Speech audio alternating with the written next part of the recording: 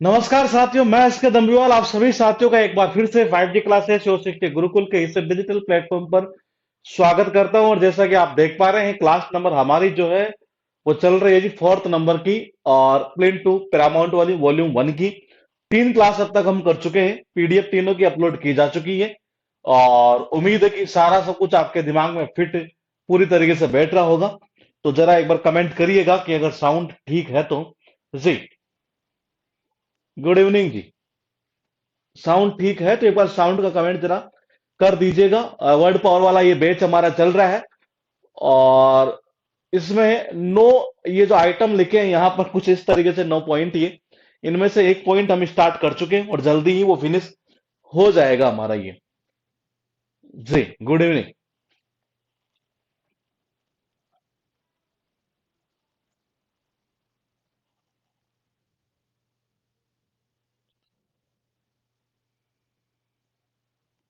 सब कुछ ठीक है जी। आपके यहाँ छठ नहीं होता है क्या? नहीं जी, हमारे न छठ नहीं होता। छठ तो जनरल बिहार में होती है ना ये। जी, तो देखिएगा एक बार, आपके पास लिखा है कुछ इस तरीके से कि वर्ड पावर का डे 4 हम स्टार्ट करने जा रहे हैं।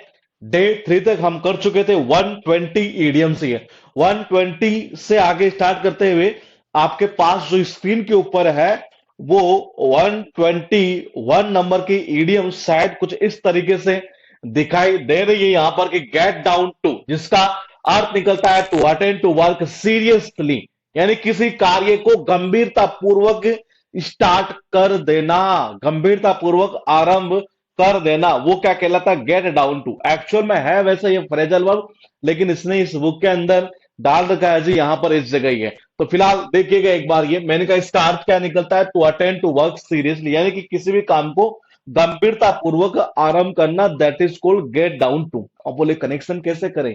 तो मैंने कहा गेट का मतलब क्या होता है? मिलना। गेट का मतलब क्या होता है? मिलना। सपोज करो जैसे आपको घर में कोई काम मिला जी, एक तरह से ये आपको बिजनेस मिल गया पूरा, बोले बेटा तेरे को बिजनेस संभालना है ये। लेकिन हुआ यूं कि आपने शुरुआत में आपने उसको हल्के में लिया, और हल्के में जब लिया नहीं है तो उसका रेवेन्यू डाउन जाने लगा। ये जैसे डाउन जाने लगता है ये, फिर आदमी को समझ समझ में आने लगता है, बोले कि नहीं यार, अब हमें काम को थोड़ा सीरियसली कर लेना चाहिए। तो देखिएगा एक बार, ये गेट का अर्थ क्या निकलता है बाबा? गेट का मतलब होता है मिलना। गेट का अर्थ निकलता है मिलना। डाउन का मतलब होता है नीचे। और टू एंड तो, मैंने कहा जैसे ही बिजनेस नीचे जाने तो लगता है नहीं है, तो आदमी फिर जैसे सपोज कीजिए मैंने कहा कि आपको कोई बिजनेस मिला घर का, एक तरह से ये पुश्तैनी बिजनेस जिसको बोल सकते हैं, एक तरह से ये आपने शुरुआत में ऐसे ले लिया वो काम को ये, लेकिन जैसे उसका रेवेन्यू नीचे जाने तो लगता है नहीं है, नीचे नीचे तक देखो, टू कार तक भी निकलता तो भी निकलता है, हम कैसे भी लिंक कर सकते हैं, कैसे भी स्टोरी से ये जैसे नीचे तक जाने लगा या नीचे तो जाने लगा ये, तो उस कंडीशन फिर आदमी क्या करता है? एक तरह से उस काम को बिल्कुल सीरियसली स्टार्ट कर देता है करना ही। और इसका अर्थ ये निकलता है किसी कार्य को गंभीरता पूर्वक आरंभ कर देना। आपके पास लिखा है यहां पर गेट इनटू ए सूप, ये जिसका अर्थ निकलता है गेट इनटू ट्रबल। एग्जाम के अंदर बार बार रिपीट होती है ये इडियम। और ध्यान रखिएगा, ये बेनिफिट आपको जो है ना, ये केवल मैंने कहा अभी कि ये केवल ऑब्जेक्टिव क्वेश्चन ही नहीं है, ये आपको क्लोज टेस्ट हुआ हर जगह बेनिफिट करने वाले है ये। तो फिलहाल देखिएगा, गेट इनटू सुप का अर्थ निकलता है गेट इनटू ट्रबल, यानी परेशानी या संकट में फंस जाना, मुसीबत में फंस जाना। कनेक्शन कैसे करेंगे ये? कनेक्शन इस तरीके से करता है जब आदमी, मतलब कि कई बार होता नहीं है, बहुत सारा पैसा शेयर मार्केट में लगा देता है ये, तो इतनी बड़ी परेशानी में आ जाता है कि हर कोई मतलब पैसा मांगता है, फोन करते हैं हर कोई पैसे। जैसे कोई फोन करता है, बोले भाई वो पैसे देना जो उधार लिए थे ये। मैंने कहा जब आदमी इतनी बड़ी परेशानी में फंसा था, तो कई बार क्या होता है एक तरह से ये कि वो घर में आपने देखा होगा एक तरह से ये फांसी का फंदा तक लगा लेता है एक तरह से ये, जैसे कि हम सोशल मीडिया पर देखते रहते हैं ये। तो मैंने कहा गेट का मतलब होता है जी गेट या मिलना, एक तरह से इनटू का मतलब होता है मैं, एक का मतलब एक, सूप का अर्थ क्या निकलता है? सूप यानी होता है फंदा ही है। मैंने कहा आदमी क्या करता है जब बड़ी परेशानी में होता है नहीं है, तो एक फंदा जो होता नहीं है वो भी घर में कई बार एक तरह से गेट को बंद किया और लगा लेता है ये। तो इसका अर्थ क्या निकलता है? बड़ी परेशानी में होना या संकट में होना। उसके बाद देखिएगा गेट इनटू हॉट वाटर, अर्थ ये निकलेगा गेट इनटू ट्रबल, बहुत इंपॉर्टेंट है ये। अर्थ निकलता वही समस्या में होना, मुसीबत में होना, परेशानी में होना। कनेक्शन कैसे करेंगे? इंपॉर्टेंट चीज ये है ये। तो मैंने कहा देखिएगा, ये कई बार होता नहीं है, जैसे हम किसी प्रदेश में चले जाते हैं ये, जैसे मैं राजस्थान की बात करूं, जैसलमेर की बात करूं, एक तरह से ये गर्मियों की अगर हम बात करें तो वहां पर आप जाएंगे नहीं है, नहाने का, पीने का, हर तरीके का पानी एक तरह से हॉट हॉट ये। अब गर्मियों के अंदर गर्म पानी से नहाना, गर्म पानी पीना, तो इसका मतलब आदमी एक तरह से बड़ी मुसीबत में फंस जाता है ये। तो देखिएगा एक बार ये, मैंने कहा गेट का मतलब वही मिलना, गेट का मतलब मिलना, इनटू यानी में, हॉट यानी गर्म, वाटर यानी पानी है। आप चले गए जी जैसलमेर ही, और वहां पर नहाने के लिए भी पानी कैसा मिल रहा है, गरम गरम, पीने के लिए भी गरम गरम, हाथ धोने के लिए भी गरम गरम। ये इसका मतलब आप देखें यार, कहाँ फंस गए मैं, कहाँ इस मुसीबत में फंस गई है। और इसका अर्थ यही निकलता बड़ी समस्या में फंसना या मुसीबत में फंसना ही है। उसके बाद देखिएगा, get off scot free, that is called, बिना सजा पाए बच निकलना, यानी टू एस्केप विदाउट पनिशमेंट। ये बिना सजा पाए बच निकलना, that is called get off scot free. अब बोले कनेक्शन कैसे हो, तो इंपॉर्टेंट चीज दोस्त यही है ये। तो देखिएगा एक बार, ये स्कॉट का अर्थ क्या निकलता है, स्कॉट का मतलब होता है टैक्स, और फ्री का मतलब होता है जी फ्री यानी कि मुफ्त। ये आपने देखा होगा, कई व्यापारी होते हैं, कई बड़े बड़े बिजनेसमैन, ये मतलब कि बैंक से लोन लिया, टैक्स चूक ही नहीं रहा है, उस कंडीशन में ये क्या करते हैं, एक तरह से ये मतलब बिना टैक्स चुकाए फ्री के अंदर ही भाग जाते हैं विदेश में। ये इसका मतलब क्या हुआ, बिना सजा पाए बच निकलना। ये देखिएगा एक बार, ये स्कोट का मतलब ध्यान रखिएगा, एग्जाम के अंदर इसे किस तरीके से पूछा जाता है।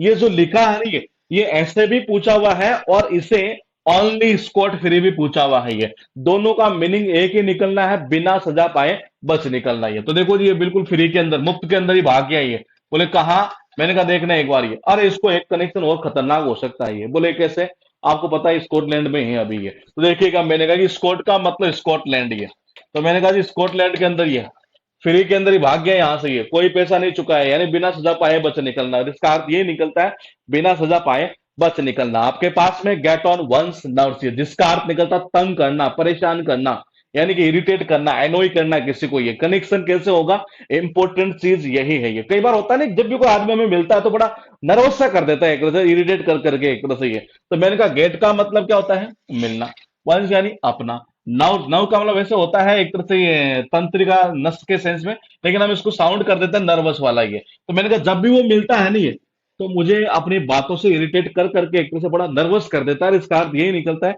इरिटेट करना यानी कि तंग करना। ये गेबल गेबल, ये इसका अर्थ निकलता है फुल स्टॉप। हालांकि एग्जाम में किसी ने पूछी हुई नहीं है, लेकिन इससे पहले जो 5 ईडीएम अभी हमने की है, 121 से लेकर 125, वो सारी एग्जाम में आ चुकी है, और उनमें से एक दो तो ऐसी जो बार बार रिपीट होती है। इसका अर्थ निकलता मूर्खतापूर्ण वार्तालाप ही है।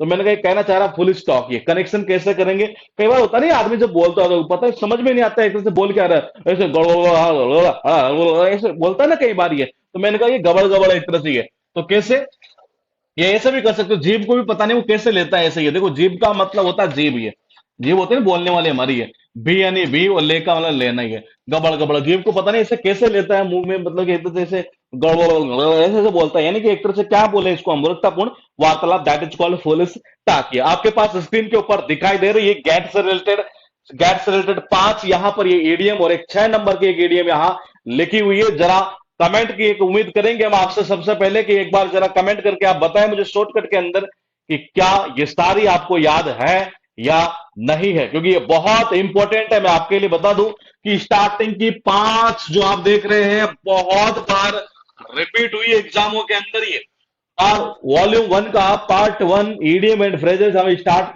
कर चुके हैं जी। तो आपके पास लिखा है स्क्रीन के ऊपर 121 से लेकर 126, 30 सेकेंड हम आपको देते हैं यहां पर अपना कमेंट करने के लिए कि क्या क्या आंसर होगा इनका, ये बिल्कुल शॉर्टकट के अंदर ये जी। कमेंट आना स्टार्ट हो चुका है, बिल्कुल परफेक्टली सही है जी आपने जो किया है 121 का। ठीक है ठीक है, 2 का भी आ चुका है ये, आपने 121 से 123 एक साथ दे दिया है ये। ठीक है जी, ठीक है, ठीक है, बिल्कुल सही है। ठीक है, इसका मतलब ये है कि याद हो रहा है, मामला सही है ये। बिल्कुल सही है, बिल्कुल शॉर्टकट में कमेंट कर देंगे, हम समझ समझ जाएंगे ये। तो देखिएगा एक बार ये, मैंने कहा गेट डाउन टू का अर्थ क्या निकलता है, इसका अर्थ निकलता है किसी भी काम को सीरियसली प्रारंभ कर देना। ये तो कनेक्शन कैसे करोगे, ये गेट यानी होता है मिलना, डाउन यानी होता है नीचे, टू यानी तक या तो। ये जैसे हमें कोई बिजनेस मिलता है, घर वालों ने कहा बोला बेटा तेरे को ये बिजनेस करना ही है, आपको मिल गई अपॉर्चुनिटी है, जैसे उसका रेवेन्यू डाउन तो जाने लगता है नहीं, नीचे तक जाने लगता है, तो फिर हम काम कैसे स्टार्ट कर देते हैं, सीरियसली है। और इसका अर्थ ये निकलता है किसी काम को गंभीरता पूर्वक प्रारंभ कर देना। 122 यानी गेट इनटू अ सूप, जिसका अर्थ ये निकलता है कि मुसीबत में होना, परेशानी में होना। एक तरह से ये कनेक्शन कैसे करोगे, ये मैंने कहा आदमी होता नहीं, कई बार आपने देखा होगा एक तरह से ये, जब बड़ी मुसीबत में होता है, परेशानी में होता है, घर का गेट बंद किया और उसी में वही फंदा लगाया और ये लो जी झूल गया, इसका अर्थ यही निकलता है मुसीबत में होना या परेशानी में होना। 1 2 3 गेट इनटू हॉट वाटर, जिसका अर्थ निकलता है वही परेशानी में होना, मुसीबत में होना। कनेक्शन कैसे करेंगे? हॉट वाटर यानी कि गर्म पानी है, मैंने कहा गेट यानी मिलना। जैसलमेर में चले गए, वहां गर्म पानी पीने के लिए भी गर्म पानी, नहाने के लिए भी गर्म पानी, हाथ धोने के लिए भी गर्म पानी, हर चीज के लिए गर्म पानी। तो आदमी क्या एक तरह सोचेगा, बोले बड़ी मुसीबत में फंस गया, मैं तो बड़ी परेशानी में फंसना है एक तरह से ये। और यही इसका अर्थ निकलता है ये। मैंने कहा वो जो स्कॉटलैंड भाग गया वो बिल्कुल फ्री के अंदर ही, कोई पैसा नहीं चुकाया है, यानी एक तरह से बिना सजा पाए बच निकलना।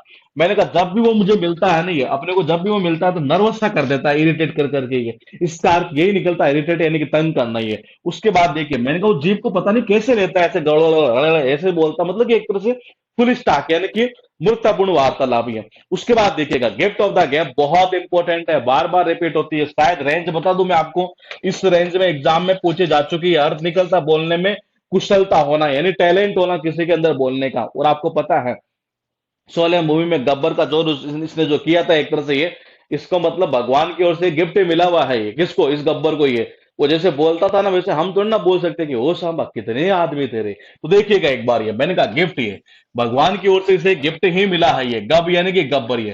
किसको? गब्बर को ये। तभी तो वो बोल पाता था कि ओ सांबा कितने आदमी थे। तो मैंने कहा इसका अर्थ क्या निकलता है एक तरह से, ये टैलेंट होना किसी में बोलने का ये। उसके बाद देना वर्ड है आपके पास, सॉरी ईडियम है यहाँ पर, give a piece of mind, that is called to rebuke और स्कोल्ड, यानी कि डांटना फटकारना। आपके नॉलेज के लिए बता दो फिर एक बार, इसकी भी रेंज इतनी है कि इतनी बार ये पूछी जा चुकी है। इसका अर्थ निकलता है डांटना फटकारना। कनेक्शन कैसे करेंगे, इंपॉर्टेंट चीज यही है। कई बार आपने देखा होगा घर वाले हमें क्या करते हैं, छोटा मोटा कोई काम दे देते हैं ये, तो छोटा मोटा काम देते हैं, वो भी हमारे से नहीं होता नहीं है। तो कई बार डांटते फटकारते समय बोल देते हैं, बोलते तेरे अंदर माइंड नहीं है कि ये इतना छोटा सा काम दिया था वो भी नहीं हुआ तेरे से ये। तो मैंने कहा गिव का मतलब क्या होता है? देना। गिव यानी क्या होता है? देना। मैंने कहा पीस का मतलब होता है छोटा टुकड़ा, ये माइंड का मतलब होता है माइंड ये। हमें से कुछ छोटा सा काम दिया हमें घर वालों ने, और वो जब नहीं होता है ये, और डांटते फटकारते समय यही बोलते तेरे अंदर माइंड नहीं है कि ये। तो इसका अर्थ यही निकलता है, इसका अर्थ यही निकलता है डांटना फटकारना। उसके बाद देखिएगा go through fire and water, यानी कि टू ब्रेव एनी डेंजर, किसी भी खतरे का सामना कर लेना एक तरह से ये, यानी कि कोई भी खतरा मोल ले लेना। ये कनेक्शन कैसे करेंगे? आपको सबको पता है हमारे देश के जो सैनिक है एक तरह से ये, वो कहीं पर भी है, चाहे आग लगती है नहीं तो वहां भी चले जाते हैं ये, चाहे पानी मतलब बाढ़ आए नहीं तो वहां भी चले जाते हैं ये। मतलब वो जनता को बचाने के लिए कहीं किसी भी हद तक चले जाते हैं ये। यूं कह सकते हैं एक तरह से कोई भी खतरा मोल ले लेते हैं ये। देखिएगा गो यानी होता है जाना, मैंने कहा फायर यानी आग, वाटर यानी पानी। कहीं पर आग लग गई नहीं है तो वहां भी बचाने के लिए चले जाते हैं ये। कहीं वाटर यानी पानी, मतलब बाढ़ आ गई तो वहां भी चले जाते हैं। इसका मतलब कोई भी खतरा मोल ले लेते हैं एक तरह से, और इसका अर्थ यही निकलता है दोस्त, कोई भी खतरा मोल ले लेना एक तरह से ये। उसके बाद देखिएगा go to the dogs, that is called to deteriorate या डी जनरेट, यानी कि बर्बाद हो जाना, बुरी से भी बुरी हालत होना। जब इंसान की बुरी से बुरी हालत होती है, बर्बाद हो जाता है नहीं है, कुत्ता तक तो नहीं जाता उसके पास में एक तरह से। कई बार बोलते नहीं है कि इंसान जब बर्बाद हो जाता है, कई होते हैं शेयर मार्केट में पैसा लगाते हैं बड़े बर्बाद हो जाते हैं जी।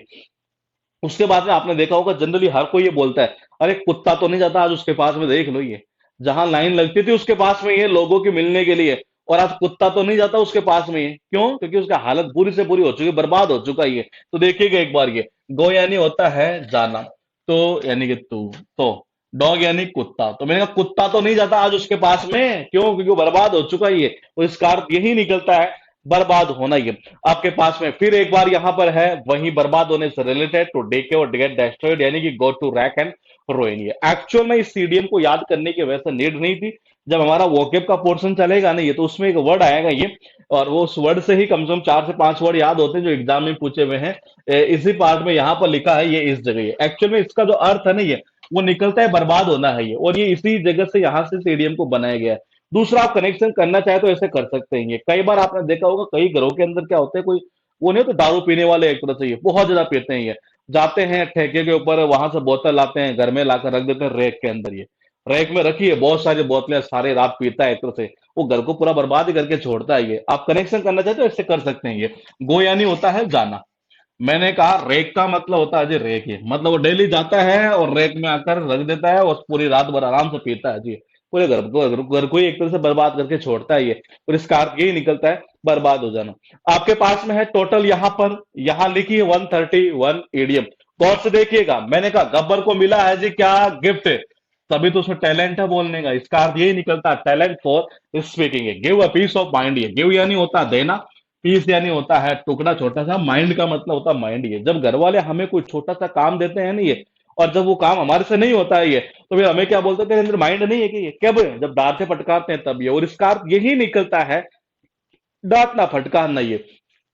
उसके बाद देखिएगा go through fire and water, ये जिसका अर्थ निकलता है कोई भी खतरा मोल ले लेना, to brave any danger. Connection कैसे करेंगे आप ये, मैंने कहा हमारे देश के सैनिक ही कहीं भी चले जाते हैं बेचारे, ये जहां आग लग जाए जनता को बचाने के लिए, जहां पानी से मतलब बाढ़ आ जाए तो वहां बचाने के लिए, यानी कि कोई भी खतरा मोल ले लेना ही है। उसके बाद देखिए गो टू डॉग से, गो का मतलब जाना, डॉग यानी कुत्ता, अरे कुत्ता तो नहीं जाता जब आदमी बर्बाद हो जाता है ना, इतना भी है, तो इसका अर्थ निकलता है बर्बाद हो जाना। मैंने कहा ये वर्ड तो वैसे ही मैंने कहा इससे ही ये बनी हुई एक्चुअल में, जिसका अर्थ निकलता है बर्बाद होना।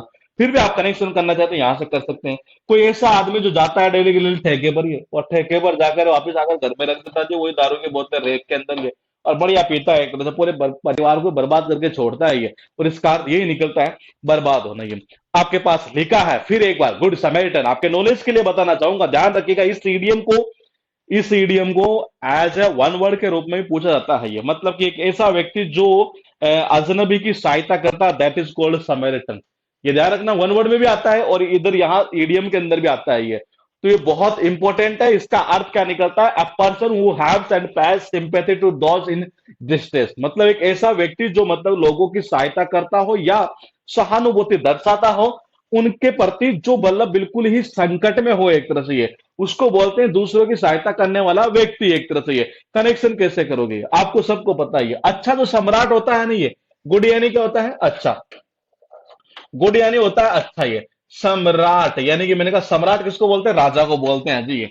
किसको बोलते हैं, राजा को ये। तो मैंने कहा किसको बोलते हैं बाबा, राजा को ये। सम्राट किसको बोलते हैं, राजा को। एक अच्छा जो राजा होता है ना ये, वो हमेशा दूसरों के प्रति एक तरह से कैसा रखता है, दूसरों के प्रति सहानुभूति सहानुभूति की भावना भी रखता है और दूसरों की सहायता भी करता है। तो इसका अर्थ ये निकलता है जो दूसरों के प्रति सहानुभूति दर्शाए, एक तरह से उनकी सहायता करेंगे, that is cold good Samaritan. तो अच्छा जो सम्राट होता है ना, अच्छा जो राजा होता है, वो जनता की ऐसे ही सहायता करता है, और इसका अर्थ ये निकलता है दूसरों की सहायता करने वाला।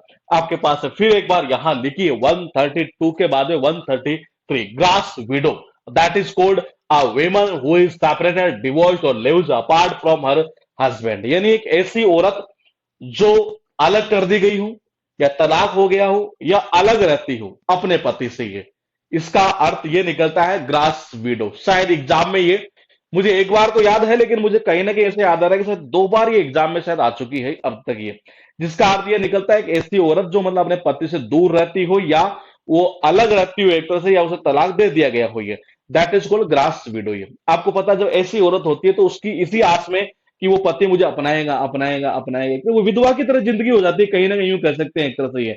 तो मैंने कहा घर का मतलब क्या होता है, एक तरह से एक का मतलब होता है, देखो ये एक्चुअली एग्जाम में पूछता है ग्रास विडो, एक ग्रास विडो की तरह पूछा जाता है, लेकिन इस बुक में ग्रास विडो लिखा है। तो मैंने कहा घर का मतलब होता है घर ये, आस का मतलब होता है आस, वेडो यानी होता है विधवा ये। तो मैंने कहा उसकी जो हालत है ना एक तरह से ये, घर पर मतलब यही आस लगाई रहती है कि कभी तो आएगा मुझे अपनाएगा अपनाएगा, तो विधवा की तरह जिंदगी हो जाती है, पति साथ में नहीं है, तो एक तरह से ये, तो इसका अर्थ यही निकलता है एक तरह से कि एक ऐसी औरत जिसको मतलब कि वो बिल्कुल अलग कर दिया गया हो, डिवोर्स दे दिया गया हो एक तरह से ये, तो इसका अर्थ निकलता है इस सेंस में ये। उसके बाद देखिएगा वर्ड है आपके पास, सॉरी यहां लिखा है बफरिंग मेरा ही है ओनली, नहीं आपका ही हो रहा है, यहां से कोई इश्यू नहीं है ये। देखिएगा ग्रीस द पाम का अर्थ निकलता टू ब्राइब, यानी कि घूस देना रिश्वत देना ये। कनेक्शन कैसे होगा, देखो आपको सबको पता है, छोटे छोटे क्लासेस में हम सब पढ़ते हुए आ रहे हैं ये, तेल लगाना, चिकनाई चिकनाई लगाना एक तरह से ये। तो मैंने कहा चिकनाई लगाने का मतलब, चिकनाई कब लगती है जी, जब पैसे आते हैं नहीं, आपने देखा होगा जब पैसा आता नहीं है तो सर्दी में भी पसीना आता है हथेली पर, ये कभी देखिएगा आप एक तरह से ये, जब पैसा आता है ना हाथ में ये, तो पसीना सा आता है, चिकनाई से आ जाती है एक तरह से ये। तो मैंने कहा जब किसी को रिश्वत देते हैं घूस देते हैं ये, तो उस कंडीशन में आपको सबको पता है कि एक तरह से क्या करना, वो चिकनाई लगाना, उसी को तो बोलते हैं ये। ग्रीस का अर्थ क्या निकलता है, ग्रीस यानी वो चिकना चिकना होता है ना एक तरह से चिकनाई लगाना। पाम का मतलब होता है हथेली, तो किसी की हथेली पर ऐसे ही चिकनाई लगाना, यानी कि कब, जब रिश्वत देते हैं वो घूस देते हैं ना एक तरह से ये, तभी तो चिकना चिकना सा हो जाता है हाथ, मतलब कि ऐसे पसीने से ये। तो इसका अर्थ ये निकलता है रिश्वत देना या घूस देना। ग्रीन रूम शायद मेरे हिसाब से ये काफी इजी इडियम है, लेकिन एग्जाम में शायद ये अभी तक पूछी नहीं गई है। इस बुक में तो है लेकिन ये पूछी नहीं गई है, जिसका अर्थ निकलता है लॉन्च इन द थिएटर और studio for the performance to get ready. यानी अभिनेता अभिनेता जो होता है ना, एक्टर जो होता है, उसका जो वेशभूषा का जो कमरा होता है वो that is called green room. ये सबको पता है। ये जैसे शाहरुख खान की हम बात करें, अजय देवगन की बात करें, कहते हैं ना कई बार वेनिटी मैन एक्टर, इनकी जो वेनिटी वाली जो गाड़ी होती है एक्टर से, ये तो उसका जो सारा जो लुक होता है अंदर का, ये वो कमरा जो होता है बिल्कुल कैसा होता है, हरा सा होता है, बिल्कुल ग्रीन होता है, ग्रीन पर्दा चारों तरफ एक तरह से। ये तो अभिनेता का जो वेशभूषा का जो कमरा होता है एक तरह से, ये वो यही कहलाता है ग्रीन रूम। ये उसके बाद देखिएगा ग्रीस टू वंस मील, जिसका अर्थ निकलता है something that can be use for one's advantage. यानी कोई ऐसी चीज जिसे अपने फायदे के लिए यूज किया जा सके, यानी फायदेमंद, या जिसे अपने लाभ के लिए इस्तेमाल किया जा सके, that is called grist to one's mill. आपको सबको पता है ये, आपको सबको ये पता है। जैसे मील है जी, सपोज कीजिए मील है और मील के अंदर आपको मैनेजर की पोस्ट दे दी गई है। तो मैनेजर की पोस्ट दे दी गई है, तो उस कंडीशन में आपको पता है कि आपका घर का जो आटा है ना, वो मील में ही पीसना है जी एक तरह से। ये वहां जितने मजदूर लगे हैं ना, ये आप उन्हीं से पिसा लोगे। बोले यार मेरा भी पीस दइए घर का आटा। ये जनरली ऐसा होता है ना, बड़े बड़े पदों पर जो आदमी रहता है वो कई बार गलत यूज करता है इन चीजों का। ये तो मैंने कहा ग्रिस्ट का मतलब क्या होता है, ग्रिस्ट यानी होता है जी पिसाना एक तरह से। ये वंश यानी अपना, मील का मतलब होता है जी मील। ये अपना घर का जो आटा है नहीं, जो मैनेजर होता है एक तरह से, वो अपना घर का आटा भी मतलब उसी मील के अंदर ही मजदूरों से बेकार से पिसवा लेता है एक तरह से। ये और वही रखे आ जाते हैं, यानी एक तरह से इनको अपने फायदेमंद के लिए वो यूज करता है, और इसका अर्थ यही निकलता है जिससे अपने फायदेमंद के लिए यूज किया जा सके। ये हालक्योन डेज का अर्थ निकलता पीसफुल डेज, खुशहाली के दिन या शांति के दिन। ये क्या कह सकते हैं, इसे शांति के दिन कह सकते हैं या खुशहाली के दिन कह सकते हैं, वो कहलाता है जी हालक्योन डेज। ये करेक्शन कैसे होगा, उससे ज्यादा इंपॉर्टेंट मैं आपको बता दूं कि जो वर्ड आप यहां देख रहे हैं ना, ये कौन सा वर्ड, ये वर्ड, ये यहां जो लिखा है, ये वर्ड एग्जाम के अंदर ध्यान रखिएगा, बहुत इंपॉर्टेंट वर्ड है। साइनो एंटो के रूप में भी आता है ये। जिसे ये वर्ड याद होता है उसे इस ईडीएम को याद करने की नीड एक्चुअल में थी ही नहीं है, क्योंकि इसका अर्थ निकलता है शांति या खुश एक तरह से है। और शांति या खुश का दिन यानी वही खुशहाली का दिन या शांति का दिन। है लेकिन हमें अगर याद नहीं है तो हम इसको याद कर लेते हैं हम यहाँ पर। ये तो मैंने कहा देखो, एक तरह से यहाँ जो वर्ड लिखा है हमारे पास में है SALCYON, दैट इज कोल्ड। इसका अर्थ निकलता है खुश भी निकलता है, और इसका जो अर्थ निकलता है ना, ये वो शांत भी निकलता है जी। इसका अर्थ क्या निकलता है, शांत में निकलता है। ये कई बार होता नहीं, रॉन्ग नंबर से किसी लड़की का कॉल आ जाता है, ये तो जैसे बड़ी मीठी सी आवाज में लड़की बोलती है तो हम बड़े खुश हो जाते हैं जी। ये बोले ओहो आज तो कुछ न कुछ गड़बड़ है। जैसे अपनी कर्कश भरी आवाज सुनती है लड़की, फोन काट देती है, हम होते हैं फिर बिल्कुल शांत हो जाते हैं। बोले यार आज तो पहली बार फोन आया था ये। तो मैंने कहा देखिएगा एक बार, हल हलो हलो हलो यानी हेलो, हेलो कौन, देखिएगा एक बार, हल यानी हेलो। जैसे लड़की का फोन आया, उसने हेलो किया मीठी सी आवाज में, बोला कि जी कौन, क्या बोला, बोले कौन, आपने बोला बोले कौन, उसने समझा बोले मामला कुछ गड़बड़ है जी, कुछ गलत जगह फोन मिल गया है। तो एक जैसे लड़की की आवाज सुनी तो एक बिल्कुल खुश हुआ बंदा। ये जैसे उसने फोन काटा बिल्कुल शांत हो गया। ये तो उसका अर्थ निकलता है खुश और शांति है। तो मैंने कहा जो खुशी और शांति के दिन होंगे वो क्या होंगे जी, शांति के दिन है, खुशहाली के दिन। ये इस तरीके से इस ईडीएम को बनाया गया है। तो ये वर्ड भी एग्जाम में पूछा हुआ है और ये ईडीएम भी एग्जाम में पूछी गई है। वो आपके पास में है यहाँ पर 132 से लेकर 137, यहाँ पर ये ईडीएम है। और देखिएगा एक बार, ये गुड समैरिटन, ये गुड यानी होता है अच्छा, सम्राट यानी, मैंने कहा सम्राट यानी राजा। एक अच्छा जो सम्राट होता है, एक अच्छा जो राजा होता है नहीं है, वो हमेशा क्या करता है, दूसरों की सहायता करता है, और इसका अर्थ ये निकलता है दूसरों की सहायता करने वाला। ग्रास विडो, ये मैंने कहा एक ऐसी औरत जिसको उसके पति से अलग कर दिया गया हो, डिवोर्स दे दिया गया हो, या वो अलग रहती हुई है। तो मैंने कहा वो घर पर एक ऐसी आस लगाई रहती है कि वो आएगा आएगा आएगा, एक विधवा की तरह हालत हो जाती है एक तरह से, कहीं ना कहीं यूं कह सकते हैं ये। उसके बाद देखिए ग्रीस द पाम, ये ग्रीस का मतलब चिकनाई है, पाम यानी हथेली, हथेली पर चिकनाई लगाने, इसका मतलब रिश्वत देना, घूस देना। ये ग्रीन रूम, ये मैंने कहा अभिनेताओं का सबको पता है आपको, जो वैनिटी जो वैन होती है उसके अंदर जो वो कमरा सा होता है एक तरह से पूरा का पूरा बिल्कुल हरा पर्दा होता है पूरे चारों तरफ एक तरह से। ये तो मैंने कहा इसका मतलब क्या होता है कि जो एक्टर होता है उनका जो वेशभूषा का जो वो मतलब परफॉर्म करने वाले होते हैं, उससे पहले जो रेडी होते हैं एक तरह से, उस रूम को बोलते हैं, यानी वेशभूषा का जो कमरा होता है that is called green room. ये ग्रीस का मतलब होता है पिसाना, वंश यानी अपना, मेल यानी मेल। ये अगर मेल के अंदर आप मैनेजर हैं और अपना आटा भी वही उन्हीं मजदूरों से पिसा लेते हैं, बोले आप पीस दे इसको और घर पर छोड़ के आजा, यानी एक तरह से किसी को अपने फायदेमंद के लिए यूज करना ही है। उसके बाद ये हालक्वेन डेज, मैंने कहा यहाँ से हालो प्लस कौन, यानी खुशी या शांति का दिन, दैट इज कॉल्ड खुशहाली का दिन या शांति का दिन। ये उसके बाद देखिए हैमर एंड सिकल, ये एग्जाम में अब तक नहीं आई है, लेकिन इसका अर्थ निकलता है symbolic representation of communism in general. यानी कि ये कह सकते हैं कि एक प्रतीक है एक तरह से, किस चीज का, जो कम्युनिज्म को रिप्रेजेंट करता है एक तरह से। ये मैंने कहा समाजवाद का प्रतीक है, और समाजवाद का प्रतीक आपको सबको पता है। ये बोले कौन सा चिन्ह होता है, हैमर। हैमर यानी होता है हथौड़ा, जैसे कि आप यहाँ देख रहे हैं, देखिएगा एक बार, ये समाजवाद का ही प्रतीक है। और गौर से देखिएगा, आपको शायद यहाँ स्क्रीन के ऊपर ये दिखाई दे रहा होगा, ये हथौड़ा है यहाँ पर इस जगह, ये हथौड़ा ये। और एक चीज और, ये एंड यानी और, ये सिकल का अर्थ निकलता दराती। तो दराती होती है ना, आपने देखा होगा गाँव के अंदर जनरली जो खेतों के अंदर, मतलब एक तरह से वो काटते हैं, फसल को काटते हैं एक तरह से ये।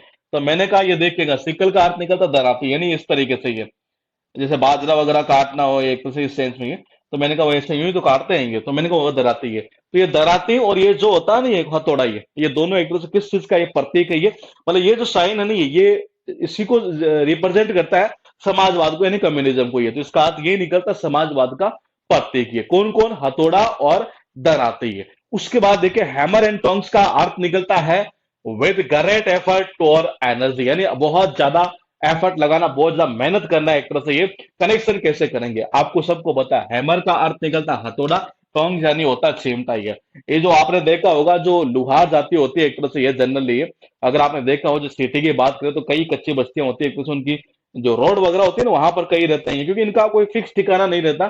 10-15 दिन आज यहाँ, 10-15 दिन यहाँ पर, इस जगह, इस तरीके से मामला रहता है ये।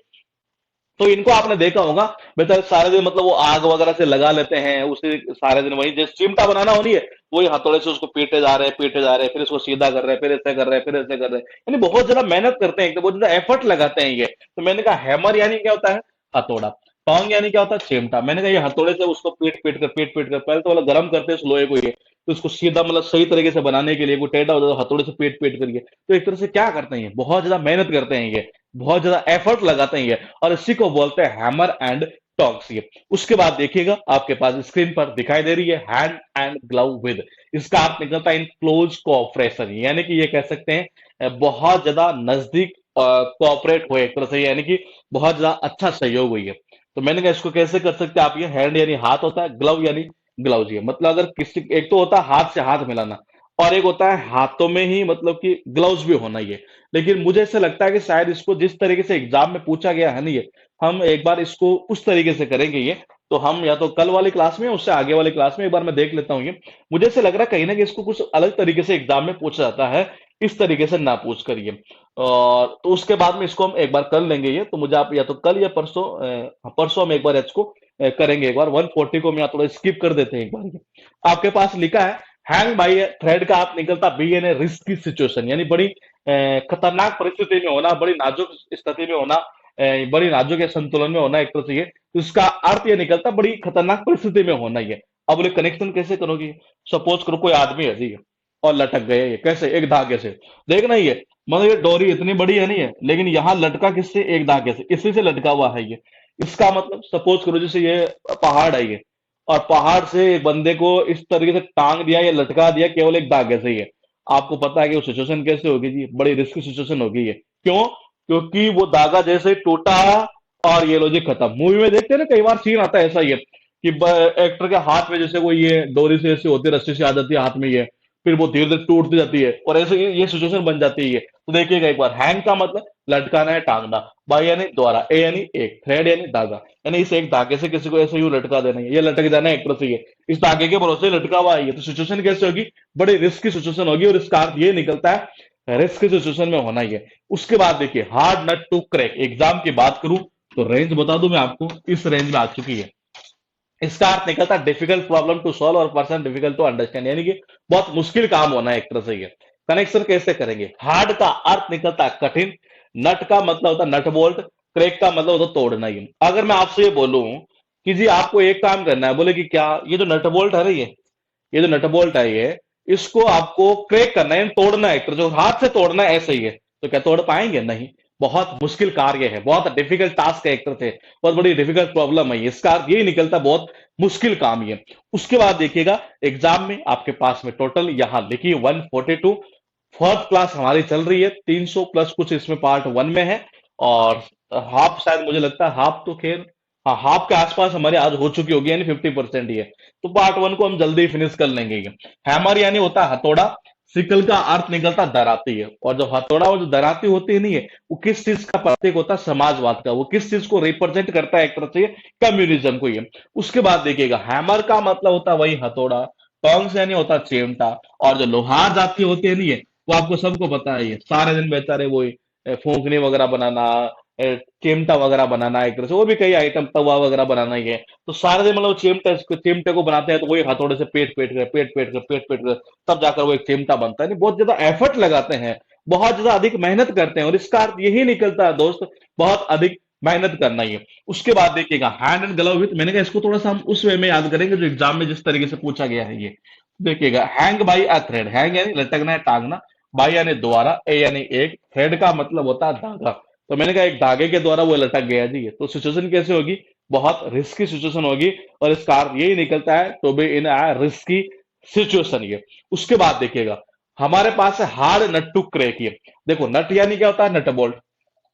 हार्ड यानी कठिन, क्रैक यानी तोड़ना, और नट बोल्ट को तोड़ना बहुत कठिन काम है जी, सबको पता है, हाथ से थोड़ी ना टूटता है ये। तो उसका अर्थ निकलता है बहुत कठिन काम ये। उसके बाद देखिएगा, होल ओवर द कोल्स, इसका अर्थ निकलता है टू टेक टू टास्क। देखिए, बहुत इंपॉर्टेंट है ये हो सकता है आगे चलकर आए हमारे पास में, ये भी एक ईडीएम ही होती है जो एग्जाम में पूछ जाती है। कभी कभार इसे जो है ना, ये फिल इन द ब्लैंक्स के रूप में भी पूछ लेता है, यहां से इस जगह से प्रेपोजिशन के थ्रू ये। यानी टू रेप्रीमेंड यानी डांटना फटकारना, डांट फटकारिए। कनेक्शन कैसे करेंगे? छोटे छोटे बच्चे होते हैं ना घर में, ये आपने सामने देखा होगा, आपने भी ये काम किए होंगे ये, कि जब छोटे होते हैं, 4 साल के एवरेज में मान लेते हैं ये, 5 साल का मान लेते हैं मैक्सिमम ये। तो आपने देखा होगा, हाथ में अगर हमारे पेंसिल आती है ना ये, जब पेंसिल आती है तो दीवार के ऊपर पेंसिल से लिख देना है एक तरह से ये। हमें क्या मतलब है जी, रंग पेंट हुआ है, क्या हुआ ये? तो छोटे बच्चों के हाथ में अगर कोयला आ जाए ना ये, तो उस कोयले से मतलब कि वो चित्र बना देना, या कुछ ऐसे ही बना देना एक तरह से, कीड़ा मकोड़ा से ये। तो मैंने कहा इसका मतलब क्या है? देखिएगा एक बार, ये हॉल का अर्थ निकलता है घसीटना। और यानी ऊपर, कोल यानी होता है कोयला। वो क्या करते हैं, दीवार के ऊपर ऐसे कोयले से ऐसे यूं ऐसे ही कर देते हैं ये, उनको तो बड़ा मजा आता है ये। और जब घर वाले देखते हैं तो फिर उसको क्या करते हैं, डांट फटकार लगाते हैं ये। इसका अर्थ ये निकलता है डांट फटकार, यानी कि डांटना फटकारना। आपके पास में है have finger in the pie. इसका अर्थ यह निकलता है to be involve in something, यानी किसी काम में शामिल होना, या यूं कह सकते हैं एक तरह से बहुत सारे कामों के अंदर संलग्न होना, शामिल होना। ये आपको सबको पता है ये।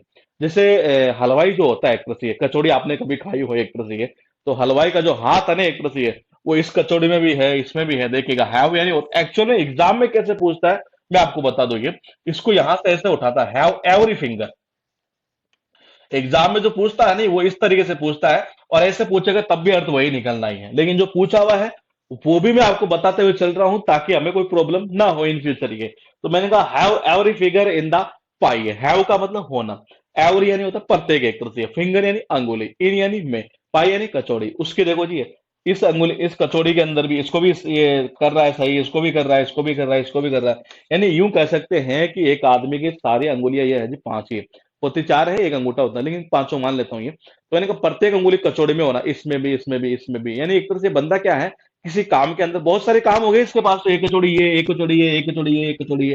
यानी बहुत सारे कार्यों के अंदर इन्वॉल्व होना, एक तरह से संलग्न होना जिसको बोलते हैं ये। तो इसका अर्थ यही निकलता बहुत सारे कार्यों में इन्वॉल्व होना ये। उसके बाद देखिएगा, हैव वंस हैंड्स फुली है। इसका अर्थ निकलता टू बी कंप्लीटली ऑक्यूपाइड, बहुत ज्यादा व्यस्त होना। बहुत बार पूछी गई इस ईडीएम को ये। बैच आपको बड़ा बेनिफिट करेगा, शॉर्ट टर्म का बैच, ये प्लस पॉइंट रहेगा ये। तो देखिएगा एक बार ये, हैव का मतलब होना, वंस यानी अपना, हैंड यानी हाथ, फुल का मतलब होता है फुल ये, मतलब अपने जो हाथ है ना, वो फुल होना। ये फुल का मतलब समझ रहे हैं? यानी एक हाथ में देखो बच्चा है जी, एक हाथ में फोन है ये। आजकल तो यही चलता है, बच्चा क्या कर रहा है कुछ पता ही नहीं, हमारा फोन चालू रहता है ये। तो मैंने कहा हैव यानी होना, वंस यानी अपने, हैंड्स यानी हाथ, फुल का मतलब फुल। अपने फुल, मेरे पास तो फुल है यार हाथ ये। या कहते नहीं कई बार, ये मेरे हाथों में यार इतना काम दे दिया कि फुल है एक तरह से, मेरे तो हाथ ही फुल भरे हुए हैं ये। यानी कि पूरी तरीके से व्यस्त होना, ये इसी को बोलते हैं ये। उसके बाद देखिएगा, हैव वंस वे, ये भी एग्जाम में शायद 2 बार तो आ चुके हैं, जहां तक मुझे याद है वहां तक। द वे वन वांट्स, यानी अपनी इच्छा के अनुसार ये। द वे वन वांट्स यानी वो तरीका जिससे आप चाहते हैं, यानी कि अपनी इच्छा के अनुसार ये। देखो, अपने पास जब कोई तरीका होता है नहीं किसी काम को करने का, तो हम अपनी इच्छा के अनुसार ही है, मतलब उसी तरीके से हम काम को करते हैं जैसा हम चाहते हैं ये। तो देखिएगा, हैव का मतलब होता है वही होना, यानी पास में होना। वंश यानी होता है अपना, वे का मतलब होता है तरीका। ये मैंने कहा जब हमारे पास में अपना तरीका होता है ना किसी काम को करने का, ये तो हम उसी तरीके से करते हैं, यानी अपनी इच्छा के अनुसार ही करते हैं, और इसका अर्थ ये निकलता है अपनी इच्छा के अनुसार। ये आपके पास में have several irons in the fire, यानी to be involve in many projects और activities at the same time, एक ही समय पर बहुत सारे कार्यों के अंदर इन्वॉल्व होना, यानी कि एक साथ बहुत से कार्य करना, बहुत इंपॉर्टेंट, बार बार रिपीट होती है ये। और कनेक्शन कैसे होगा, इंपॉर्टेंट चीज ये है, तो देखिएगा, हैव का मतलब वही होना, सेवरल यानी काफी, आयरन्स का मतलब क्या होता है जी, आयरन्स को हम एक वैसे बेड़िया के सेंस में निकलता है, लेकिन हम इसको आयरन कर लेते हैं, यानी लोहा एक तरह से ये। फायर का मतलब आग, इन यानी में, तो मैंने कहा कि बहुत सारे लोहे जो है नहीं आग में डाल देंगे उसने, ये एक लोहा ये डाल देगा, इसको चिमटा बनाना है, इसका फोकनी बनाना है, इसका ये बनाना है, इसका ये बनाना है। मैंने कहा बहुत सारे, कह रहा है सेवरल यानी कि काफी सारे, हैव यानी होना, आयरन यानी, मैंने कहा आयरन लेता हूँ, इसको आयरन नहीं लेता मैं, आयरन यानी कि लोहा, ये बहुत सारे लोहे को इसने क्या डाल देगा, आग में डाल देगा एक तरह से, बहुत सारे ये, इसका ये बनाना, इसका ये बनाना, इसका ये बनाना, एक तरह से इसका अर्थ क्या निकला, ये बहुत सारे कार्यों के अंदर एक तरह से क्या होना, इन्वॉल्व होना, शामिल होना एक तरह से ये, और इसका अर्थ ये निकलता है कि एक साथ बहुत सारे कार्य करना। आपके पास लिखी है 47 ये इडियम। क्या ये उम्मीद कर सकते हैं हम एक बार आपसे कि आप जल्दी से ये कमेंट करके एक बार ये बता दें, मात्र 25 सेकेंड के अंदर, बिल्कुल शॉर्टकट के अंदर, कि किस ईडीएम का क्या अर्थ निकलेगा। उससे पहले मैं आपको बता दूं, सारी ईडीएम एग्जाम में आ चुकी है, ये सारी की सारी जो ईडीएम आप देख रहे हैं, ये एग्जाम के अंदर पूछी जा चुकी है जी ये।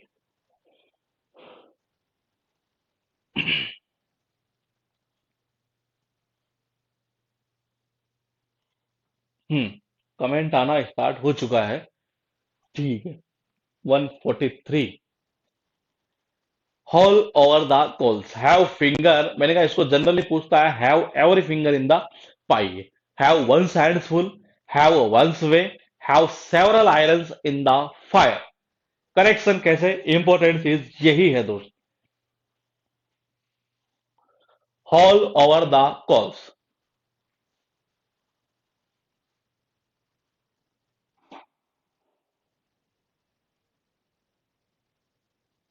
बिल्कुल ठीक है, ठीक है, ठीक है जी, ठीक है। देखिएगा, मैंने कहा होल का मतलब क्या होता है, घसीटना, ओवर यानी ऊपर, कॉल यानी कोयला, छोटे बच्चे नहीं होते एक तरह से, ये मतलब कोयले को वही दीवार के ऊपर ऐसे घसीट दिया एक तरह से, ये घर वालों को पता चलता है, घर वाले क्या करते हैं, डांट फटकार लगाते हैं, और इसका अर्थ ये निकलता है डांटना फटकारना ही है।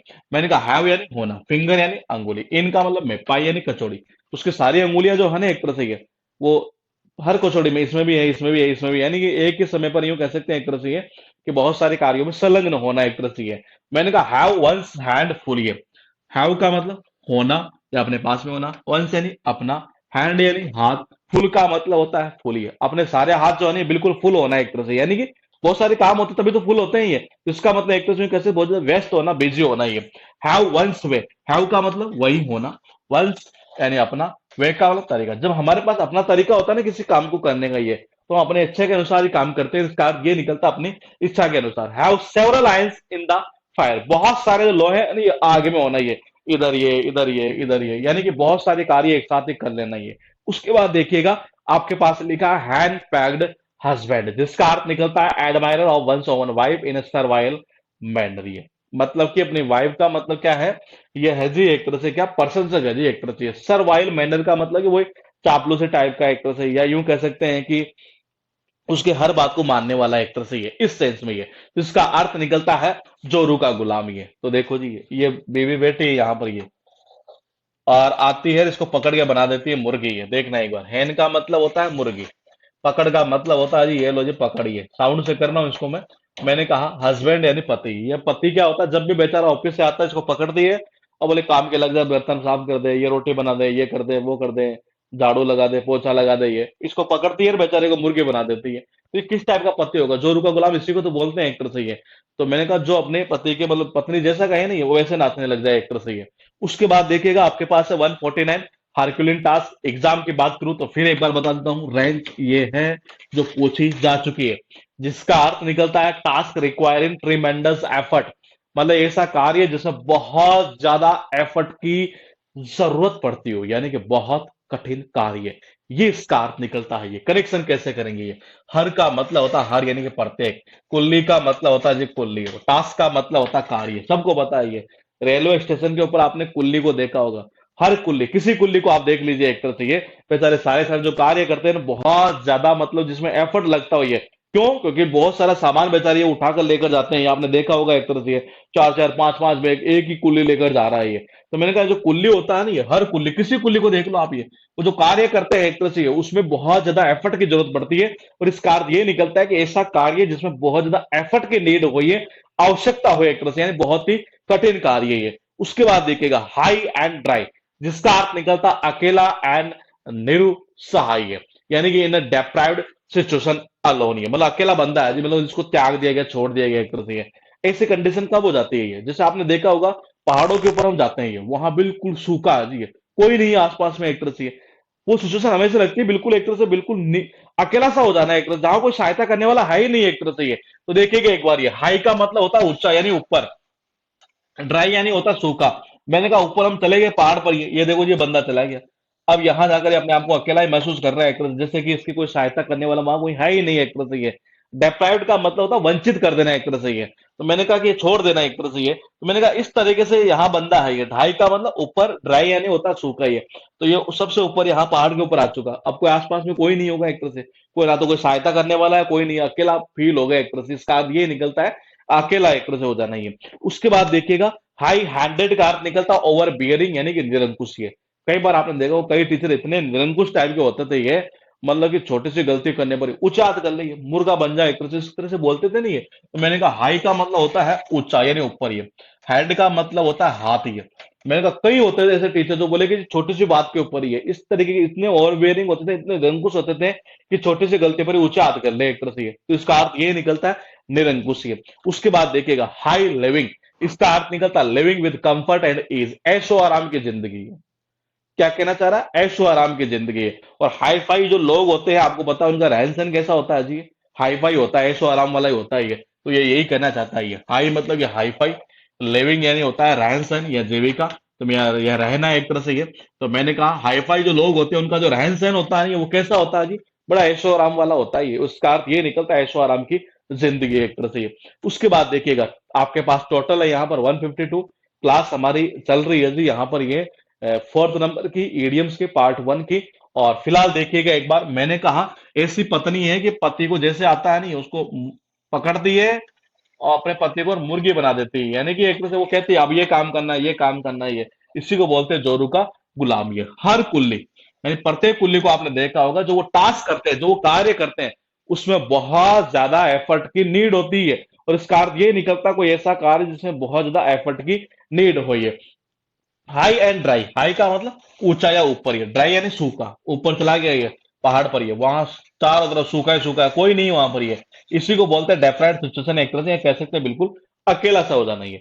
मैंने कहा हाई हैंडेड, ये कई टीचर ऐसे होते हैं जो बिल्कुल निरंकुश टाइप के, बिल्कुल ओवर बियरिंग ये, जो मतलब छोटी सी गलती होने पर भी ये बोले ऊंचा हाथ कर ले जी, ऊंचा हाथ करवा देते थे ये। तो इसका अर्थ ये निकलता है एक तरह से ये निरंकुश टाइप का ये। मैंने कहा हाई फाई तरीके से कोई आदमी रहता हो, उसका रहन सहन हाई फाई हो, इसका मतलब ऐशो आराम की जिंदगी एक तरह से ये। उसके बाद देखिएगा आपके पास में है hit below the belt, that is called to strike unfairly, अनुचित तरीके से लाभ उठाना। किसी को याद आ रहा है ये सीन कहां से कैसे है ये? देखते हैं एक बार किसको याद आता है जी ये। आपकी ईडीएम चल रही है 153 नंबर की पार्ट वन, हमने सबसे पहले उठाया है।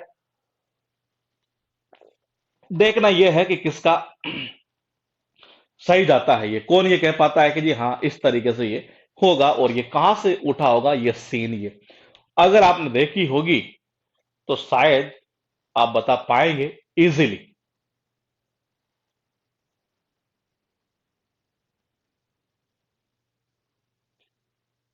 हाँ,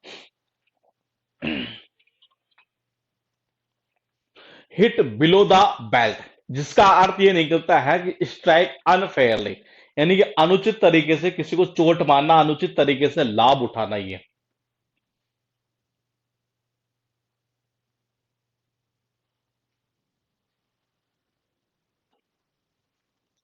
सर ये दो खिलौने नजर आ रहे हैं, तेरे को खिलौना ही आएगा नजर ये।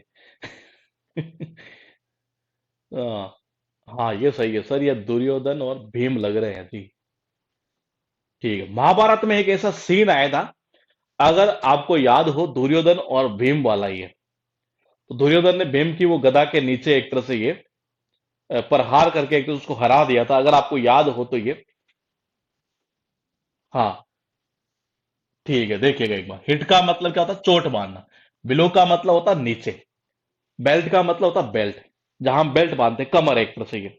अगर मैं बात करूं, जैसे बॉक्सिंग की बात कर लेता हूं, देखो उसको आप महाभारत से भी लिंक कर सकते हैं, दुर्योधन और भीम वाली उस स्टोरी से ये, जिसमें इसने मतलब उसके गदा के नीचे मतलब प्रहार किया था एक तरह से ये। तो वो गलत तरीका था एक तरह से, क्योंकि युद्ध का एक नियम होता है और उस नियमों के अकॉर्डिंग ही युद्ध लड़ा जाता है ये। ऐसा नहीं है कि केवल मारना ही है एक तरह से, वही मकसद हो, नहीं। तो मैंने कहा, उस युद्ध में आपको पता है दुर्योधन और भीम के बीच में जब हुआ था, तो इसमें इसने क्या किया था, उसके गदा के नीचे जहां बेल्ट बांधते हैं ना कमर एक तरह से, वहां नीचे पर हार किया था और उसको हरा दिया था एक तरह से ये। तो वो गलत तरीका था, वो अनुचित तरीका था एक तरह से ये। तो यही इसका अर्थ निकलता है कि अनुचित तरीके से लाभ उठाना, स्ट्राइक अनफेयरली एक तरह से ये। तो हिट बिलो प्लस बेल्ट के थ्रू, यानी वहां से बनी है ये डील। उसके बाद देखिएगा, हिट द जैकपॉट, अर्थ निकलता है जी गैनिंग अ बिग और great success specially by luck, यानी किस्मत का तारा चमक उठना ही है। अब कहते नहीं कई बार कि जैकपॉट हाथ लगना है एक तरह से ये, बहुत बड़ा इनाम हाथ लग जाना, ये कहते नहीं आपके उसकी या यूं कह सकते हैं आप, मूवी भी आई थी जैकपॉट ये, अगर आपको पता हो तो, ये जैकपॉट एक मूवी भी आई थी ये। तो उसकी मूवी जब उसने जैकपॉट मूवी निकाली है, या उसकी जब जैकपॉट मूवी आई है मार्केट में, तो बहुत जबरदस्त तरीके से हिट हुई है। इसका मतलब उसकी तो किस्मत ही चमक उठी है एक तरह से ये। तो इसका अर्थ ये निकलता है कि बहुत बड़ा लाभ प्राप्त करना है एक तरह से, यानी किस्मत का तारा चमक उठना, उसी को बोलते हैं एक तरह से ये। उसके बाद देखिएगा, hit the nail on the head, इसका अर्थ निकलता है to do the right thing at the right time, यानी किसी मतलब सही समय पर कोई सही कार्य करना, यानी बिल्कुल सटीक और सही समय पर ये, उसको बोलते हैं hit the nail on the head. ये आपने घर में देखा होगा, जैसे होता नहीं है खूंटी वगैरह ये, तो खूंटी पर मतलब कि अगर हम नीचे से हाथ पकड़ते तो कई बार ऐसा लगता है ये कि यार ये हथौड़े से मार रहा हूं तो कहीं ऐसा ना हो जाए कि मेरी अंगुली पर लग जाए ये। लेकिन आपने देखा होगा कि जो बिल्कुल परफेक्ट होते हैं इस काम में ये, वो मतलब कि ऐसे ही यूं ही इधर देखे देखे भी अगर वो मारते हैं ना ये, तो बिल्कुल सटीक उनका निशाना जाता है ये। देखिएगा एक बार, ये हिट का मतलब प्रहार करना, चोट मारना। नेल का मतलब होता है खूंटी। ऑन यानी होता है ऊपर। हेड का मतलब होता है सिर, ये तो उसके सिर पर ही है, जो ये खूंटी होती है ना एक तरह से ये, इसके सिर के ऊपर ही है, थोड़े से ऐसे मारता है ये। बिल्कुल यानी बिल्कुल मारना का यही तो मारना था एक तरह से। हम मारते कई बार इधर चल जाता है, कई बार इधर हो जाता है ये। तो यानी बिल्कुल सही समय पर सही कार्य करना है एक तरह से, उसी को बोलते हैं hit the nail on the head ये। आपके पास है ऑप्शन चॉइस, इसका अर्थ निकलता नो अल्टरनेटिव, यानी कोई और विकल्प न होना। कई बार होता नहीं है, जैसे कि बच्चा होता है, पापा से बोलता है, बोले पापा मेरे तो आप कभी कोई पसंद की कोई चीज लाते ही नहीं हो एक तरह से ये देखो पड़ोस में सोनू के पापा है ना ये, उसे हर चीज दिला देते हैं। फिर पापा क्या बोलते हैं, बोले बेटा हो भी क्यों नहीं है, उनके पास में कोई चॉइस ही नहीं है एक तरह से, उनके एक ही बेटा है ये, कोई विकल्प ही नहीं है, तो वो तो सारी उसकी ख्वाहिशें पूरी करेंगे एक तरह से। मेरे है जी यहाँ पर चार चार पांच पांच संतान ही है। तो देखिएगा, ये हो का मतलब होता है हो, भी का मतलब होता है भी, और सन की यानी कि बेटे की है। देखिएगा बहुत जबरदस्त कनेक्शन होता है। कनेक्शन होना ही इंपॉर्टेंट नहीं है, लेकिन इस ईडीएम को एग्जाम में बार बार रिपीट किया जाता है ये। तो मैंने कहा हो का मतलब क्या होता है, होना, हो। बी का मतलब क्या होता है, भी। सन का मतलब सन यानी कि बेटे की, बेटे की। चॉइस का मतलब होता है चॉइस ही है। मैंने कहा कि उसके बेटे की पसंद मतलब वो जो भी कहता है वो क्यों पूरी नहीं होती एक तरह से, उसके हर ख्वाहिश इसलिए पूरी होती है। फिर पापा ये कह रहे हैं, बोले बोले हॉबी क्यों नहीं बेटा उसकी ये, उसके बेटे की क्यों नहीं हो एक तरह से, होगी है क्योंकि उसके पापा के पास कोई और चॉइस है ही नहीं एक तरह से। क्यों? क्योंकि एक ही बेटा है ये, तो उसका अर्थ निकलता कोई विकल्प ना होना ये। उसके बाद देखिएगा, हॉल एंड कॉर्नर पॉलिसी। आपके नॉलेज के लिए पहले बता दूं कि एक बार एग्जाम में केवल इतना भी पूछा जा चुका है, ये भी ईडीएम है, और ये जो पूरी लिखी है ये भी ईडीएम ही है। जब इतना पूछा जाएगा नहीं है, तो इसका अर्थ निकलता है सीक्रेट पॉलिसी, लगा दिया तो बन गई सीक्रेट पॉलिसी, यानी कि गुप्त नीति है। तो इस तरीके से एग्जाम में इसे पूछा गया है ये। कनेक्शन कैसे करेंगे, इंपॉर्टेंट चीज ये है। आपको सबको पता है, घर के अंदर जैसे सपोज कीजिए हमारे घर में कोई कमरा है जी है, और कोने के अंदर अगर छोटा सा किसी ने चींटी ने छेद कर दिया एक तरह से, मान लेते हैं एक मिनट के लिए, कई बार हो जाता है ये, तो क्या हमें वो दिखता है ये? नहीं, वो तो बिल्कुल सीक्रेट रहता है एक तरह से ये। वो तो हम कभी कभार उसके पास में जाए तब जाकर पता चलता है कि छेद भी हो गया एक तरह से ये। तो मैंने कहा होल का अर्थ क्या निकलता है, छेद। ये कॉर्नर का मतलब क्या होता है, कोना। तो कोने के अंदर जो छेद होता है, जैसे मैंने कहा ये कमरा है जी, अब हम यहां बैठे हैं और यहाँ कोने में इस जगह छेद हो रखा है ये, तो क्या हमें वो दिखता है कि ये नहीं दिखता? वो क्या रहता है, वो सीक्रेट रहता है ये। तो इसका अर्थ निकलता है सीक्रेट, और पॉलिसी लगाते ये बन जाता है सीक्रेट पॉलिसी। उसके बाद देखिएगा आपके पास टोटल है यहाँ पर 157। गौर से देखिएगा, मैंने कहा हिट बिलो द बेल्ट। ये हिट का मतलब वही चोट मारना, प्रहार करना। बिलो यानी नीचे, बेल्ट यानी कमर। ये तो मैंने कहा कमर के नीचे मतलब कि यहां पर इस जगह चोट मारना है एक तरह से युद्ध के अंदर, तो ये तो गलत तरीका ही है ना एक तरह से ये। इसका अर्थ ये निकलता है गलत तरीके से फायदा उठाना, अनुचित तरीके से फायदा उठाना। ये हिट द जैकपॉट। ये मैंने कहा उसने जो मूवी निकाली नहीं, ये वो हिट हो गई थी। ये कौन सी? जैकपॉट मूवी है। तो मैंने कहा इसको मूवी से भी लिंक कर सकते हैं। ये इसका मतलब बहुत बड़ा इनाम हाथ में लगना या किस्मत का तारा चमक उठना। ये हिट यानी वहीं पर हार करना। नेल का मतलब होता है खुटी, ऑन यानी होता है ऊपर, हेड का मतलब होता है सिर। ये तो सिर के ऊपर, खुटी का जो सिर होता नहीं है उसी के ऊपर मतलब ऐसे प्रहार करना ही, यानी बिल्कुल सही समय पर सही कार्य करना ही है। उसके बाद देखिएगा ये बोले बेटा उसके उसके बेटे के मतलब कि हर ख्वाहिश पूरी क्यों हो भी क्यों नहीं है? क्योंकि उसके पापा के पास कोई चॉइस ही नहीं है, कोई विकल्प ही नहीं है, क्योंकि अकेली संतान है। और इसका अर्थ ये निकलता है कोई विकल्प ना होना। हॉल यानी होता है छेद, कॉर्नर यानी होता है कोना। ये तो मैंने कहा होल का मतलब छेद, कॉर्नर यानी कोना। तो मैंने कहा घर में आपने देखा होगा जो कोना होता है नहीं है, तो कोने में जो वो छेद होता है वो दिखता है क्या? वो नहीं दिखता है, यानी वो क्या रहता है? सीक्रेट रहता है ये। और इसका अर्थ ये निकलता है सीक्रेट पॉलिसी है। आपके पास फिर एक ईडियम है ह्यू एंड क्राई है, तो इजी लेकिन एग्जाम में पूछी हुई है। अर्थ निकलता है एनी लाउड पब्लिक आउटक्राई, यानी कि शोरगुल करना, बहुत ज्यादा शोरगुल करना। कनेक्शन कैसे करेंगे, इंपॉर्टेंट चीज ये है ये। मैंने कहा हु, आपने देखा होगा जैसे क्लास के अंदर जनरली कॉलेज लाइफ की बात कर रही है, तो जैसे कुछ जैसे लड़के लड़कियां अगर बैठ गए, उसके बाद अगर कोई लड़की थोड़ी सी लेट आ जाए, सर भले ही पढ़ा रहे हैं लेकिन पीछे से पीछे वाले जो बेंच वाले हैं उनका काम ये रहता था जनरली ये, मतलब कि हु ऐसे चिल्लाना एक तरह से ये, यानी बहुत ज्यादा शोरगुल करना है एक तरह से ये। तो मैंने कहा जैसे ही क्लास में एंट्री हो गई ना अगर किसी लड़के की है और काफी सारे लड़के बैठे हैं, कॉलेज लाइफ में ऐसे होता था ये, तो पीछे से ऐसे हु ऐसे चिल्लाते थे एक तरह से, यानी कि बहुत ज्यादा चिल्लाना, शोरगुल करना एक तरह से। और इसका अर्थ ये निकलता है शोरगुल करना ही है। हर्ष मनी, अर्थ निकलता घूस देना, रिश्वत देना। Money given to someone to keep something secret, यानी किसी को सीक्रेट रखने के लिए, गुप्त रखने के लिए एक तरह से जो मनी दी जाती है एक तरह से ये, उसको क्या कहते हैं एक तरह से ये? घूस देना, रिश्वत देना ही है। हर्ष का मतलब ये होता है चुप, और मनी क्या नहीं होता? पैसा ही है। तो मैंने कहा जी किसी को चुप कराने के लिए जो पैसा दिया जाता है वो क्या होता है? वो घूस देना है, उसी को तो बोलते हैं ये। और इसका अर्थ ये निकलता है घूस देना या रिश्वत देना। इन अ नटसेल, बहुत इंपॉर्टेंट, बहुत इंपॉर्टेंट, बार बार रिपीट होने वाली है ईडीएम ये, जिसका अर्थ निकलता है संक्षेप में यानी संक्षिप्त रूप में। ये देखिएगा एक बार, यानी इन अ वेरी ब्रीफ फॉर्म। ये कनेक्शन कैसे करेंगे? आपको पता है जब हम बायोलॉजी पढ़ते हैं ये, तो उसमें जनरली आपने देखा होगा एक तरह से जो टीचर हमें पढ़ाते थे ये, जैसे मैं अगर बात करूं एक तरह से इसकी, जो नट होता है एक तरह से अखरोट जो होता है या गिरीदार जो फल होते हैं एक तरह से, उसको नट बोलते हैं ये। सेल का मतलब होता है आवरण। ये तो टीचर क्या करते थे जनरली हमें, ये जो होता है नट यानी जो गिरीदार फल होते हैं एक तरह से ये, इनके जो सेल होते थे यानी जो आवरण होता था ये, केवल उसी के बारे में बताते थे ये। मतलब ये नहीं बताते थे कि जी ये किस तरीके से बनता है, लास्ट में इसकी पोजीशन क्या होती है, ये कभी नहीं बताई है। हमें तो केवल इतना बताते कि इसका आवरण ये होता है जी, बस इतना सही है। तो मैंने कहा टीचर क्लास में हमें क्या करते थे, देखो ये इनका मतलब होता है मैं, नट का मतलब होता है गिरीदार फल, ये सेल का मतलब होता है आवरण, केवल उसके आवरण के बारे में ही बताते थे हमें ये, कि इसका आवरण ऐसा होता है, यानी बिल्कुल संक्षेप में बताते थे ये। और इसका अर्थ ये निकलता है बिल्कुल संक्षिप्त रूप में यानी संक्षेप में ये। इन ब्लैक एंड व्हाइट, अर्थ निकलता है इन प्रिंटेड और रिटर्न फॉर्म, यानी कि लिखित में ही। सबको पता है ये, कहते नहीं है कि जी आपकी जो एफआईआर है वो आप ब्लैक एंड व्हाइट में दीजिए। ये कई बार होता है ना मूवी के अंदर, आपने देखा हो ये, तो हम ये देखते बोले ब्लैक एंड व्हाइट में कैसे आ रहा है? ब्लैक एंड व्हाइट का अर्थ निकलता है कि आपको रिटर्न फॉर्म में देना है, लिखित में देना है ये। अब आपको पता है हम लिखते हैं तो किस पेन से लिखते हैं जी? ब्लैक पेन से लिख लिया। पेपर कौन सा यूज ले लिया? व्हाइट पेज ले लिया। तो मैंने कहा ब्लैक यानी होता है ब्लैक, एन यानी होता है मैं, मैंने कहा व्हाइट का मतलब होता है सफेद। ये तो मैंने कहा ये लो जी सफेद पेन है ये। या आप यूं कर सकते हैं ब्लैक बोर्ड, देखो ऐसा भी कर सकते हैं ये। मैंने कहा ब्लैक बोर्ड, ये हो गया ब्लैक बोर्ड ये।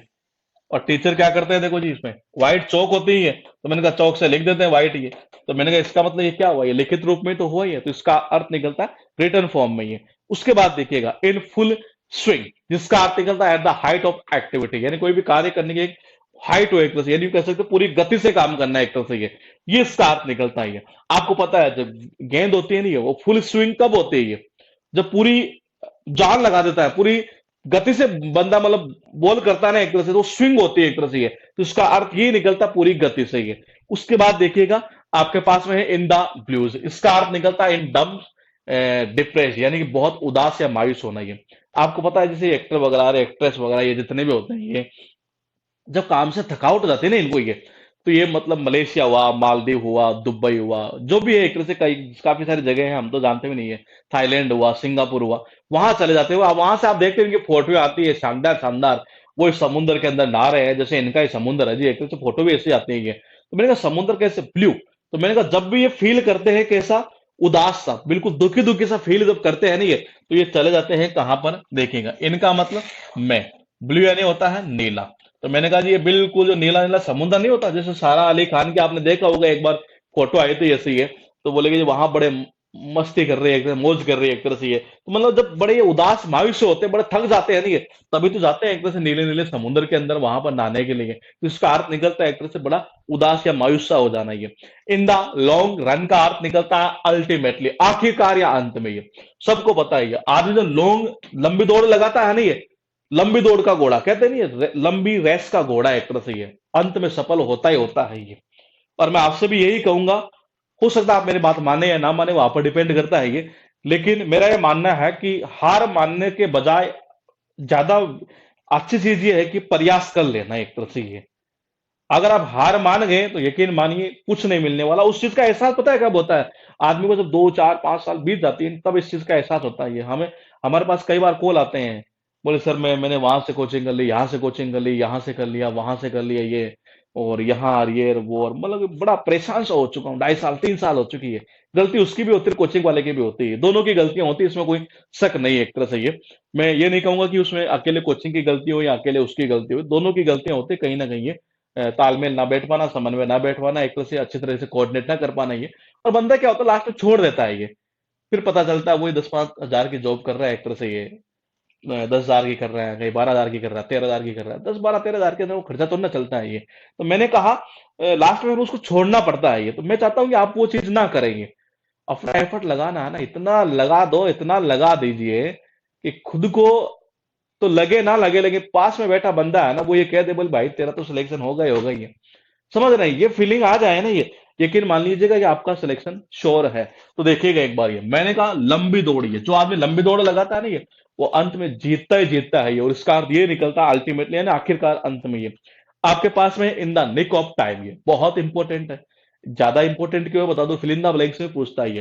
At the last possible moment, यानी बिल्कुल एकदम अंतिम समय पर, एकदम सही समय पर ये, या अंतिम समय पर ये। निक का मतलब क्या होता है, ठीक। टाइम का मतलब होता है समय, यानी बिल्कुल ठीक समय पर कोई काम करना है एक तरह से ये। बिल्कुल ठीक समय, उसको बोला था कि जो 10 बजे काम करना, उसने बिल्कुल ठीक समय पर ही काम किया। इसी को बोलते हैं at the last possible moment, यानी बिल्कुल एकदम सही समय पर ये। आपके पास 165 ईडीएम इस बुक की हो चुकी है। एवरेज अगर माने तो शायद मुझे लगता है कि हम 50% ईडीएम्स जो है, पार्ट वन की कह रहा हूं अभी मैं, पार्ट टू की नहीं है, पार्ट वन की हो चुकी है ये 50% ये। ह्यू एंड क्राई, ये कनेक्शन कैसे करोगे, मैंने कहा कई बार होता है जैसे लड़की एंट्री करती है, बच्चे लड़के बैठे हैं, लड़कियां बैठी है, पीछे वाले हु ऐसे कर करके चिल्लाते हैं एक तरह से, यानी बहुत ज्यादा शोरगुल करना है एक तरह से ये। किसी को चुप करने के लिए जो पैसा दिया जाता है ना ये, वो रिश्वत देना या घूस देना। मैंने कहा उस नारियल का या अखरोट का या यूं कह सकते हैं गिरीदार फल के बारे में, केवल उसके आवरण के बारे में ही हमें बताया जाता था क्लास के अंदर, यानी कि बिल्कुल संक्षिप्त में ही। मैंने कहा ब्लैक एंड व्हाइट, ये ब्लैक बोर्ड, उसे व्हाइट चौक से लिख देना, यानी लिखित फॉर्म में ये। मैंने कहा फुल स्विंग का बोलते हैं, पूरी गति से फेंकता ना बंदा बोले तब ये। मैंने कहा ये ब्लू यानी नीले नीले वो समुद्र में नहाने के लिए जाते हैं, ये कब ये, जब मतलब कि एक तरह से जब बड़े उदास मायूस से हो जाते हैं काम से ये, तब ये। मैंने कहा इन द लॉन्ग रन, ये यानी जब बंदा लंबी दौड़ लगाता है ना ये, तो अंत में सफल होता ही होता है ये। उसके बाद देखिएगा in the nick of time, ये यानी बिल्कुल ठीक समय पर कोई काम करना, यानी बिल्कुल एकदम सही समय पर, यही इसका अर्थ निकलता है। ये क्लास थी हमारी 4th नंबर की। कल मिलेंगे हम 5th नंबर की क्लास के साथ में आपसे, और वही 8 बजे। और 4 क्लास हो चुकी है, 3 क्लास की पीडीएफ हमने अपलोड कर दी है। 4th क्लास की पीडीएफ भी आपको मॉर्निंग के अंदर अवेलेबल हो जाएगी, तो आप डाउनलोड कर सकते हैं जी ये। ठीक है।